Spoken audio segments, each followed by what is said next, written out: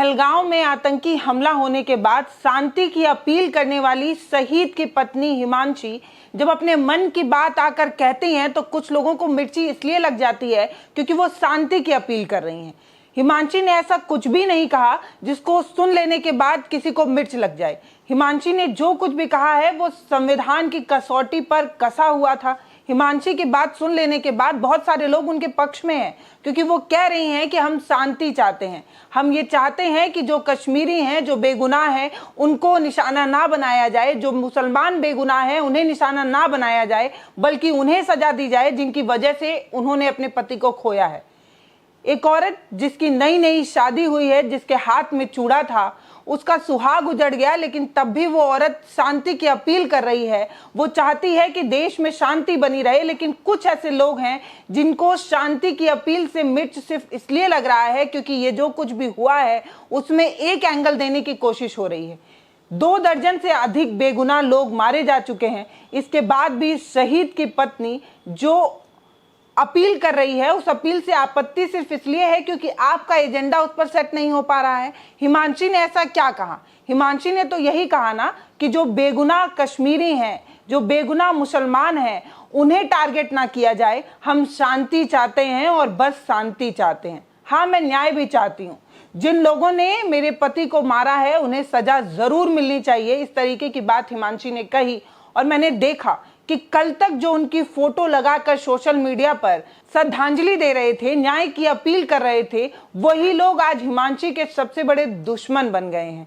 Himanshi JNU से पढ़ी हैं, ये खोज निकाला है और बता रहे हैं कि 100 दुश्मन दें लेकिन एक हिमांशी जैसी पत्नी ना दें, क्योंकि वो चाहती हैं कि जो बेगुनाह है उसे टारगेट ना किया जाए, क्योंकि वो समझती हैं कि जब किसी बेगुनाह से उसका सुहाग छीन लिया जाता है तो उसे कैसा लगता है। हिमांशी के दुख के साथ ये देश नहीं खड़ा है, इस बात को समझा जा सकता है, लेकिन आप सोच कर देखिए कि उसी औरत को जब आप सोशल मीडिया पर, इंस्टाग्राम पर, अलग अलग जगहों पर खोज कर उसे गाली दे रहे हैं, उसके उस रिश्ते तक को नापाक बता रहे हैं कि 100 दुश्मन का साथ हो लेकिन एक हिमांशी जैसी पत्नी साथ ना हो। क्यों? क्योंकि हिमांशी शांति की अपील कर रही हैं। सोशल मीडिया पर बहुत सारे लोग हिमांशी को सिर्फ इसलिए टारगेट कर रहे हैं क्योंकि उन्होंने कह दिया है कि जो बेगुनाह मुसलमान हैं या जो कश्मीरी हैं उनको जो है वो सोशल मीडिया पर गलत ना लिखा जाए, उनके बारे में गलत एजेंडा ना सेट किया जाए, बल्कि जो आतंकी आए थे, जिन्होंने मेरे पति को मारा है, उन्हें सजा मिलनी चाहिए। इतनी सी बात हिमांशी ने कही। हिमांशी ने क्या कहा है वो भी आप पहले सुनिए, उसके बाद आपको बताएंगे कि सोशल मीडिया पर जो लोग इस तरीके की चीजें लिख रहे हैं उनका क्या एजेंडा है। कल तक जो हिमांशी की फोटो के साथ सहानुभूति जता रहे थे, आज हिमांशी के इसी बयान के बाद उन्हें मिर्च इसलिए लग रही है क्योंकि वो लोग एक एजेंडा सेट करना चाह रहे थे। वो लोग हिंदू मुसलमान करना चाह रहे थे और जब हिमांशी ने एक साथ आकर ये कह दिया कि उन्हें ना तो हिंदू ना तो मुस्लिम से कोई मतलब नहीं है, वो ये चाहती हैं कि देश में सौहार्द बना रहे और जो आतंकी थे या जिन लोगों ने उनके पति को मारा है उन्हें सजा मिले, इतनी सामान्य सी बात लोगों को समझ नहीं आ रही। पहले आप हिमांशी का बयान सुनिए। Going against Muslims or Kashmiris, we don't want this. We want peace and only peace. Justice भी चाहेंगे? Of course we want justice. Of course the people that have done wrong with him should be punished. You are going to donate your blood today? Yes. आप भी blood donate. विनय ने जो रास्ता चुना था देश सेवा का, क्या उस पे आगे बढ़ेंगे? Yes, of course. ठीक है, थैंक यू। पहलगांव में जो कुछ भी हुआ है उसे बताने की आवश्यकता नहीं है। हम में से बहुत सारे लोग या अधिकतर लोग ये जानते हैं कि कैसे पहलगांव में इस तरीके की बड़ी घटना हो जाती है कि 2 दर्जन से अधिक लोगों की जानें चली जाती हैं। कैसे लोगों को भून भून कर मारा गया है ये भी बताने की आवश्यकता नहीं है। ज़्यादा डिटेल बताने से वीडियो जो है वो मोनेटाइजेशन आने में दिक्कत हो जा रही है। सरकार इस तरीके की वीडियो पर खास तरीके का नज़र बना रखी है और जो लोग पहलगांव के मसले पर बोल रहे हैं उन सभी के चैनल पर भी जो है वो अलग अलग तरीके से रिस्ट्रिक्शन लगाई जा रही है। लेकिन मैं आपसे एक सवाल पूछना चाहती हूँ। सवाल ये है कि शांति की अपील करना क्या इतना बड़ा गुनाह है कि भारत का बेटा जो देश की शांति को बनाए रखने के लिए सेवा कर रहा था, जिन शहीद की पत्नी हिमांशी हैं, वो खुद एक सेना के जवान थे। अब उनकी जान जा चुकी है और उसके बाद एक शहीद की पत्नी को सोशल मीडिया पर इस तरीके से लिखा जा रहा है, न जाने क्या कुछ कहा जा रहा है, उनके कैरेक्टर तक पर भी उंगली उठाई जा रही है और ये कहा जा रहा है कि जेएनयू से क्योंकि वो पढ़ी हैं और जेएनयू में कश्मीरी उनके दोस्त रहे होंगे और किस तरीके के उनके रिश्ते रहे होंगे, इसलिए हिमांशी जो है वो अपने पति को खो देने के बाद भी कश्मीरियों के साथ खड़ी हैं, क्योंकि हिमांशी का उनके साथ इस तरीके का रिश्ता था। मतलब आप सोच कर देखिए कि इस तरीके की बेहुदा और भद्दे कमेंट किए जा रहे हैं कि सारे कमेंट को मैं यहाँ पढ़ भी नहीं सकती और बता भी नहीं सकती। क्यों? क्योंकि खुद मैं एक महिला हूँ और हिमांशी भी किसी की बेटी हैं, किसी की पत्नी है और खुद वो एक महिला है। तो इस तरीके से उनके लिए इस तरीके का कमेंट किया जाना अपने आप में बहुत ज़्यादा बुरा लगता है, बहुत ज़्यादा विभत्स लगता है, बहुत गंदा लगता है।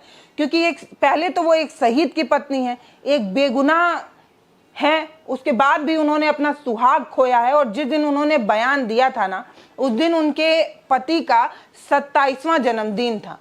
सोचिए, शादी के बाद पहले जन्मदिन पर इस कपल को कितनी खुशियां होती, लेकिन वो सब कुछ उनसे छीना जा चुका था, वो सब चीज उनसे छीना गया था। क्यों? क्योंकि हमने उस तरीके की सुरक्षा व्यवस्था कश्मीर में नहीं बना पाई थी। पहलगांव के उस जगह पर उस तरीके की सुरक्षा नहीं थी, जिसकी वजह से हिमांशी के पति का साथ उनसे छूट गया। कहाँ हम संवेदना दिखाते, कहाँ हम अफसोस व्यक्त करते, लेकिन सोशल मीडिया पर इस तरीके के कमेंट इस तरफ इशारा करते हैं कि जब तक आपका एजेंडा सेट होता है तब तक आप उन्हीं के फोटो को इस्तेमाल करते हैं, उन्हीं की फोटो दिखाकर श्रद्धांजलि और न्याय की मांग करते हैं।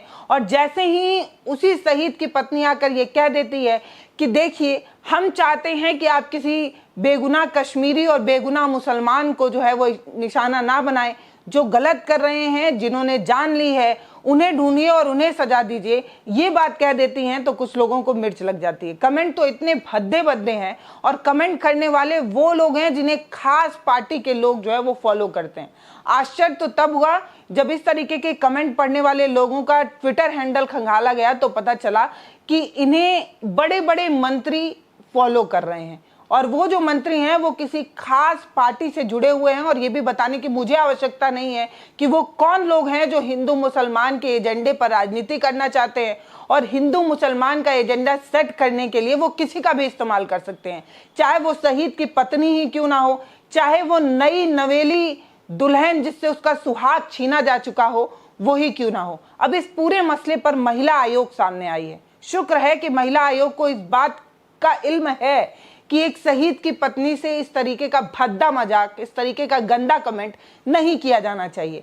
महिला आयोग का जो ट्वीट है वो आपको स्क्रीन पर हम साझा कर दिखा रहे हैं। महिला आयोग कितना सॉफ्ट खेलने की कोशिश कर रही है और ये बता रही है कि हिमांशी के साथ जो कुछ भी हो रहा है वो गलत है, नहीं होना चाहिए।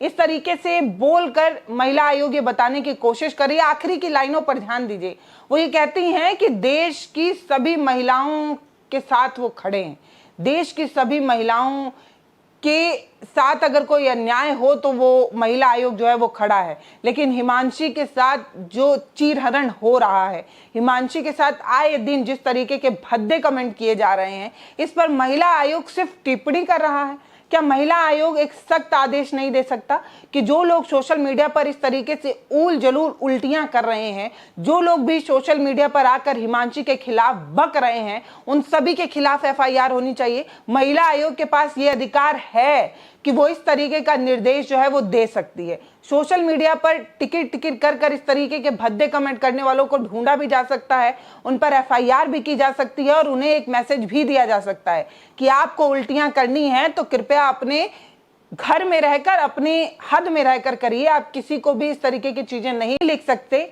बतौर आपके पास अभिव्यक्ति की आज़ादी है, लेकिन आपकी आज़ादी वहीं खत्म हो जाती है जहां आप दूसरे की जिंदगी में जाकर खलन पैदा करने लगे, दूसरे को सांस लेना दुर्बल करने लगे। ऐसा आप नहीं कर सकते। बीबीसी का एक मैं आर्टिकल पढ़ रही थी जिसमें ये साफ लिखा था कि हिमांशी से बात करने की जब बीबीसी संवाददाता ने कोशिश की तो हिमांशी के घर वालों ने यह बताया कि हिमांशी अभी इस हालात में नहीं है कि वो बात कर पाए। कैसे करेगी? अपने मन की बात बताने के लिए जब पत्रकारों ने उन्हें बोला तब हिमांशी ने अपने मन की बात कहकर यह कहा कि वो शांति की अपील करती हैं, वो चाहती हैं कि देश में शांति बनी रहे, और जो कुछ लोग हैं जो अपना एजेंडा सेट करने के लिए देश में आग लगाना चाहते हैं, हिंदू मुसलमान का एजेंडा सेट कर देश को और जलाना चाहते हैं, वो उस आग पर पानी डालती हैं। सिर्फ इतना ही तो कहा था हिमांशी ने, लेकिन हिमांशी की ये बात कुछ लोगों को इतनी बुरी लगी थी कि आज उनका जीना इतना दुर्भर हो गया है कि आप हिमांशी के किसी भी सोशल साइट पर जाकर देखिए, लोग क्या कुछ नहीं कर रहे हैं। हिमांशी का नंबर तक जो है वो वायरल किया जा चुका है, उन्हें कॉल किया जा रहा है, उन्हें अलग अलग तरीके से टॉर्चर किया जा रहा है, और महिला आयोग सिर्फ लेटर लिख रहा है और कह रहा है कि हम हिमांशी के साथ हैं और हिमांशी के साथ जो कुछ भी हो रहा है वो गलत है। अभिव्यक्ति की आज़ादी हिमांशी के पास भी है और उनके पास भी है, लेकिन जो लोग इस तरीके के कमेंट कर रहे हैं उन्हें नहीं करना चाहिए। सिर्फ इतना कह रहा है। क्या इतना कह देने मात्र से एक लड़की, एक महिला, एक बेटी, एक पत्नी, एक विधवा के साथ जो कुछ भी हो रहा है उसके घाव पर मलहम लग सकता है क्या?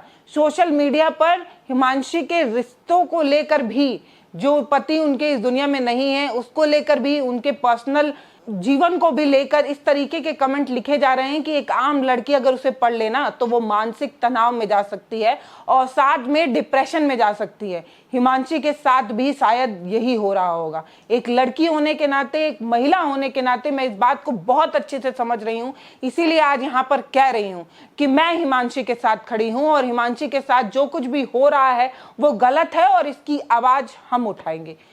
मानती हूं हमारा प्लेटफॉर्म बहुत छोटा है, लेकिन तब भी हम अपनी जिम्मेदारी समझते हैं और उसी जिम्मेदारी को समझते हुए इस बात की अपील कर रहे हैं कि अगर हिमांशी के साथ इसी तरीके का व्यवहार होता रहा, इसी तरीके से ट्वीट खेला जाता रहा, इसी तरीके से उनका जीना दूभर किया जाता रहा, तो हम हिमांशी के लिए बार बार आवाज़ उठाएंगे।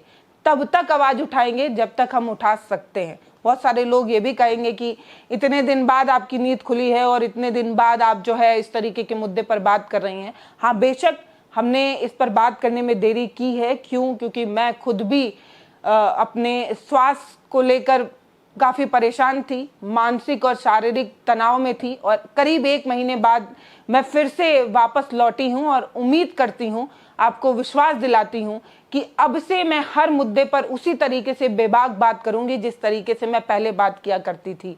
ये मेरी शुरुआत है 1 महीने बाद फिर से अपनी आवाज़ बुलंद करने की, और उम्मीद करती हूँ कि ऐसे ही बुलंद आवाज़ के साथ हर मुद्दे पर बात करने की कोशिश की जाएगी।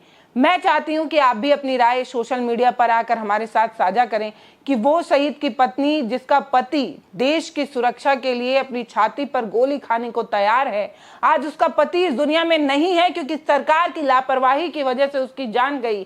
कहाँ तो सरकार की सुरक्षा व्यवस्था उस परिवार के साथ होनी चाहिए थी, कहाँ तो महिला आयोग को ये सख्त आदेश देने चाहिए थे कि आपने एक महिला को जो अभी अभी विधवा हुई है, जिसका सुहाग अभी अभी उससे छीना गया है, उसके साथ खड़े होते, और आप इस तरीके का बेहुदा कमेंट हो रहा है और आप सिर्फ ये कह रहे हैं कि ऐसा नहीं होना चाहिए। क्या सिर्फ कह देने मात्र से ये जो नफरती चिंटू हैं इन्हें सीख मिल जाएगी? इनके खिलाफ FIR होने चाहिए, सख्त आदेश दिए जाने चाहिए, इन सभी नफरती चिंटुओं को ढूंढ कर निकालना चाहिए जो 2-2 रुपए के ट्वीट से किसी लड़की की, किसी महिला की जिंदगी बर्बाद कर देते हैं। उनके इस कमेंट से उनका कुछ नहीं बिगड़ता है, लेकिन उनके इस बेहुदा कमेंट से, भद्दे कमेंट से एक लड़की डिप्रेशन में जा सकती है। वो महिला जिसने अपनी जिंदगी में न जाने कितने दुख झेले हैं, अभी अभी दुख का पहाड़ उसके जिंदगी पर टूटा है, आप उसके साथ नहीं खड़े हो सकते तो कम से कम उसके घाव पर और ज्यादा मिर्च मत रगड़िए, यही आपसे अपील है।